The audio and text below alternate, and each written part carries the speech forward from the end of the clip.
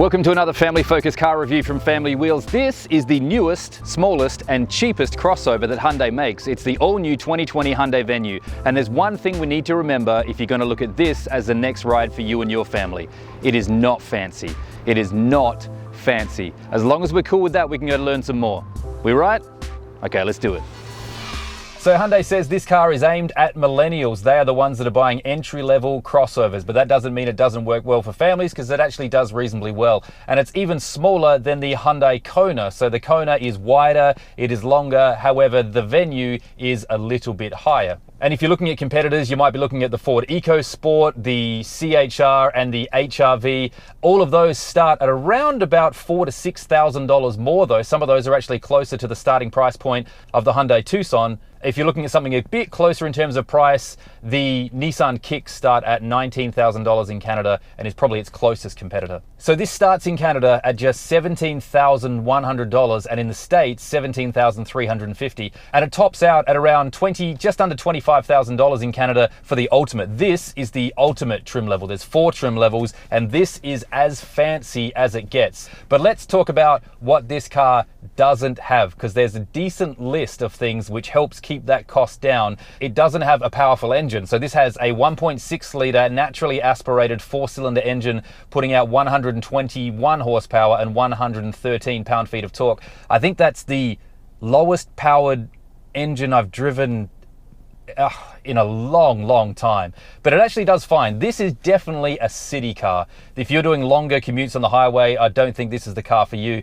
But in and around town, that lower powered engine actually does reasonably well. But even though you've got that low powered engine, you're going to love the fuel bill. It's going to be quite low. So this will get combined 7.5 litres per 100 kilometres and about 32 miles per gallon. So excellent fuel economy. And it's connected to what Hyundai calls an intelligent variable transmission, or a CVT. It doesn't have a power adjustable seat at all. It doesn't have any leather seating options. It just has this premium cloth, as they call it, with this leatherette trimmings on the doors and on the sides and a little bit of that. That's the best you can get. It doesn't have all-wheel drive. It doesn't have adaptive or radar cruise. Remember that. It doesn't have a power liftgate. It doesn't have rear USB charging outlets. It doesn't have rear climate. It doesn't even have a rear center fold-down armrest. It does have a couple of nice things though, including some of the driver assistance technology. So in the States, you will actually get the forward collision warning with pedestrian detection. You will get that as standard, along with blind spot and the lane keeping assist.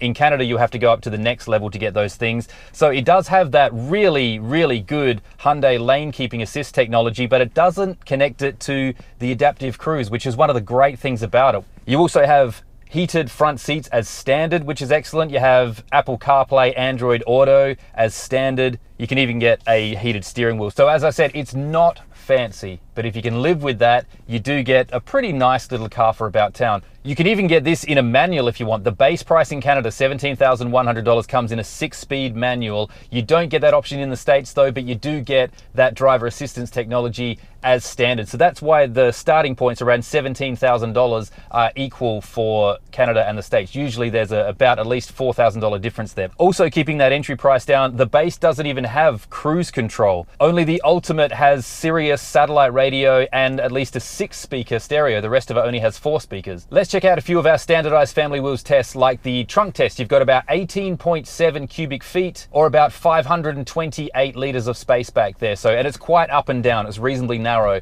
So our standardized test, stroller, 2 bags of groceries, camera gear and a soccer ball.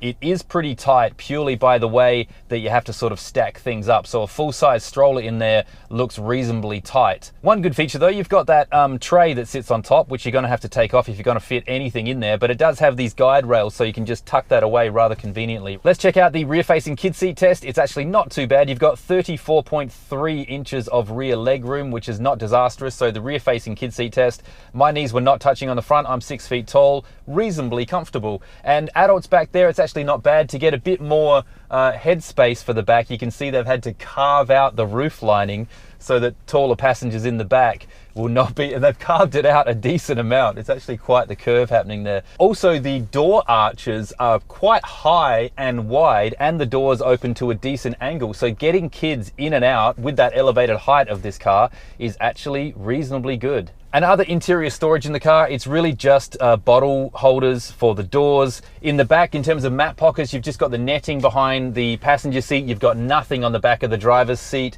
And also remember that you've got 2 USB outlets up the front here and a 12-volt outlet, but you've got nothing on the back of this console here. No climate outlet, no USB charging. You've just got the 2 up front. Other spots is not too bad. This isn't too bad. It's reasonable size. You've got a nice little phone tray down here.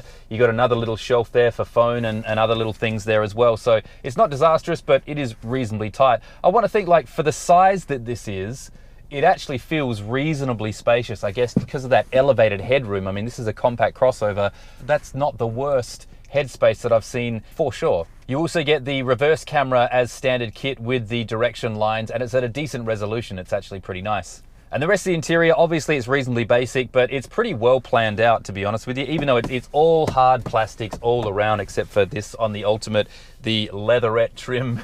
And the infotainment system is pretty familiar if you've checked out some other Hyundais and some Kias as well. Very standard with your buttons down the bottom. It does have navigation, but you've also got Apple CarPlay and Android Auto as standard, so you're not going to be using it. It is a little bit more scaled back in terms of what you do have available to you, but for the price point, it's got a pretty nice, crisp screen and resolution to it, and a couple features that you're going to use. I don't know why it would feel different on this car to other Hyundais, but it just felt a bit slower than other ones. And then you've got your tuning wheel at the end here, so if you are going through your radio stations, it can't keep up. It's really slow.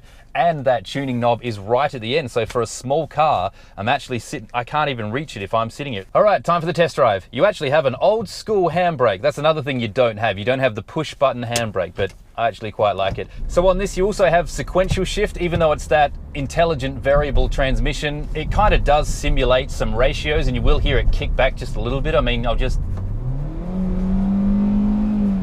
so it does have different ratios that sort of simulate some gears there. Let's just test how the Sport goes here. So I'm going to put it in Sport.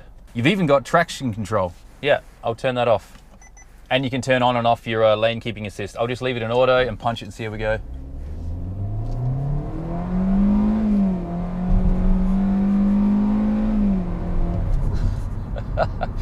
It sounds like it should be going a lot faster than it is.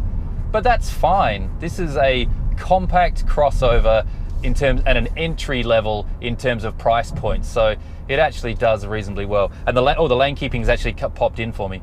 I love Hyundai's lane keeping assist. Look at that. I mean, there's not many cars in that price point that are going to give you excellent driver assistance just like that one. So this hasn't been tested yet by the IAHS. However, the NHTSA has been tested there, and it got a 4-star rating. Other things to consider, I guess, mechanically on this car as well. So only the Ultimate has 4-wheel disc brakes. Below that, everything's got drum brakes, but it's a pretty small car. It shouldn't be a problem. I'm sure it does a great job.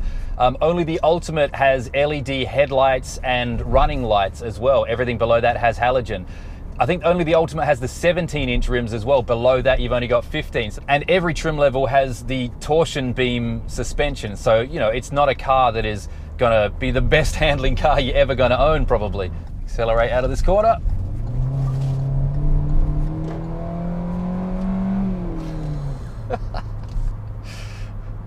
So easy to get wheel spin on these front wheel drives like that. Even with only 120 on horsepower, it's fine. I mean, I don't think you need much more in this car, and if you do want more, you're probably looking at something else. Well, you're gonna have to, because it doesn't have it. Let's just test out the blind spot warning is kind of loud, and I don't like the sound.